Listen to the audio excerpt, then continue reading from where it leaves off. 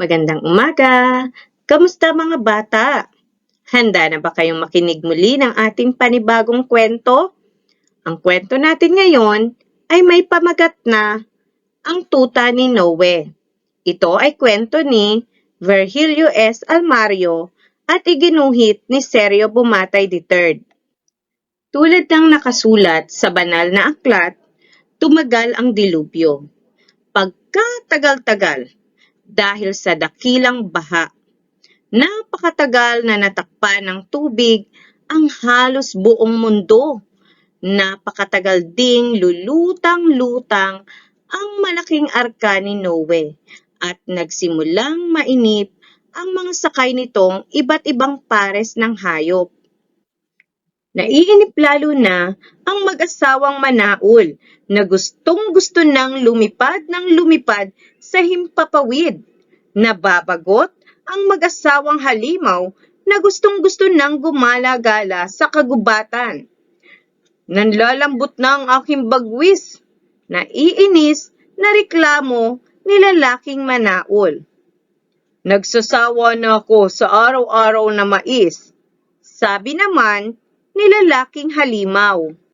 Ngunit wala silang magawa dahil wala silang matanaw kundi tubig sa paligid.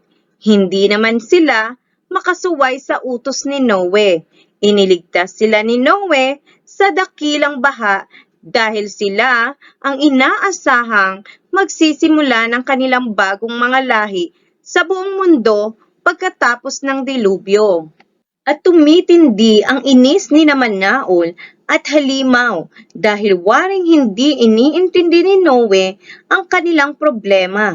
Ginagawa ni Noe, katulong ang pamilya, ang mga tungkuling magpakain ng mga hayop, maghanda ng inumin, maglinis ng buong sasakyan, mag-alaga ng may sakit, at iba pa. Pagkatapos, nakikipaglaro si Noe kay Tuta. Si Tuta? Bakit ba mahal na mahal yata ni Noe sa lahat si Tuta? Araw-araw, may nakalaang oras si Noe para makipaglaro kay Tuta. Ano ang espesyal sa munting si Tuta? Lubhang nainggit sina Manaul at Halimaw kay Tuta. Nainggit kahit ang ibang pasahero ng arka sa espesyal na asikaso ni Noe kay Tuta. Pinulong ni Manaul at Halimaw ang mga naiinggit na kasama at pinag-usapan ang kanilang inggit. Pinag-usapan nila araw-gabi ang kanilang inggit. Inggit dito, inggit doon, hanggang maisipan ni Unggo at Kulapnit na dakpin si Tuta at ikulong sa pintungan ng mais. Ngunit, laking gulat nila sa nangyari. Bago madakip ni Unggo at Kulapnit si Tuta, ay bigla itong tumalon sa tubig. Nagkagulo ang mga nakasaksi. Si Tuta! Si Tuta! Si Tuta! Nahulog! Saklolo! Nahulog si Tuta! At ang nangyari, si Unggo ang unang lumundag sa tubig para sagipin si Tuta. Tumulong ang ibang pasahero para maiakyat sa arka sina Unggo at Tuta. Nagpipipiglas pa si Tuta nang maiakyat, parang gustong lumundag muli sa tubig, at ibinalot ni Noe ng kumot si Tuta saka dinala sa sarili niyang silid.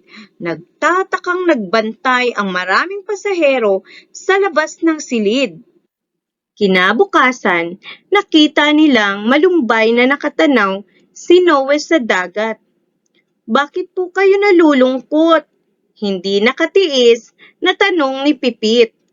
Mataas ang lagnat ni Tuta. Malumanay na sagot ni Noe. Gagaling din po siya. Alo ni Pipit. Kailangan lang po niya ng pahinga. Hindi yata ganoon kasimple ang problema ni Tuta, Pipit. Mahinahong tugon ni Noe. Nag-iisa na si Tuta. Hindi umalis sa kanilang binabantayang bukid ang kanyang pamilya noong parating pa lang ang baha. Ayaw nilang umalis dahil nangako silang babantayan ang bukid hanggang bumalik ang kanilang Panginoon. Namatay ang pamilya ni Tuta sa malaking baha. Si Tuta lamang ang natitira, pahikbing wika ni Noe.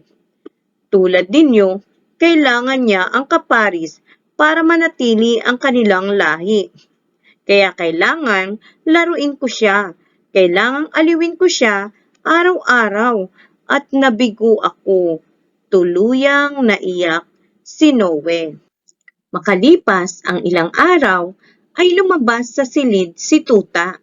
Lihim na nagdiwang ang lahat, ngunit hindi na nila nakitang nakipaglaro kay Noe si Tuta.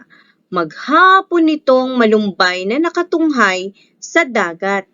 Hindi pansin ang mga kwento ni Noe. Hindi pansin ang mga alok na pagkain ni Noe. Hindi pansin ang mga imbitan ng mga sisiw at biik. Lagi namang nakabantay ngayon sina Unggo at Kulapnit. Hali-haliling nagbabantay at baka lumundag sa dagat si Tuta. Nalimutan nila ang inip at bagot sa paghihintay na kumati ang tubig dahil sa takot nilang hindi ganap na maalagaan si Tuta. Hanggang iutos ni Noe na magsiyasat sa paligid at alamin kung mataas pa ang baha. Kasama ang mag-asawang Manaol sa lumipad ng malayo. Ilang araw silang bumabalik upang iulat lamang na wala pa silang masilip na lupain. Hanggang isang araw, hindi bumalik si Uwak. Tinunto ni Kalapati ang nilipad ni Uwak at nakita niya ito sa gitna ng mga pumanaw. Bumalik sa arka si Kalapati na may tangay na sampagas sa tuka. Nagbunyi ang buong arka sa mga palatandaang iniuwi ni Kalapati. Kinabukasan, lumipad ang mag-asawang Manaol upang pagtibayin ang magandang balita ni Kalapati. May napansin silang gumagalaw sa tuktok ng isang bundok. Anong tuwa nila nang makilala ang gumagalaw na bagay? Nilapitan ito ng mag-asawa at magkatulong na sinaklot upang iuwi sa arka. Tulad ng nakasulat sa banal na aklat, magkapares ang lahat ng hayop na bumaba mula sa arka. Hindi sinabi kung paano nakaligtas sa malaking baha ang babaeng kapamilya ni Tuta. Ngunit dalawa na silang magkasama pagbaba ng arka ni Noe. Tulad noon, minamahal sila ngayon dahil sa kanilang katapatan sa tungkulin. Narito ang ilang mga hayop na nakawala sa arka ni Noe. Tatawagin sana ni Noe ang mga ito, ngunit nakalimutan niya ang kanilang mga pangalan. Maaari mo bang tulungan si Noe sa pamamagitan ng paglalagay sa tamang ayos ng mga letra ng pangalan ng mga hayop? Sige, simulan mo na.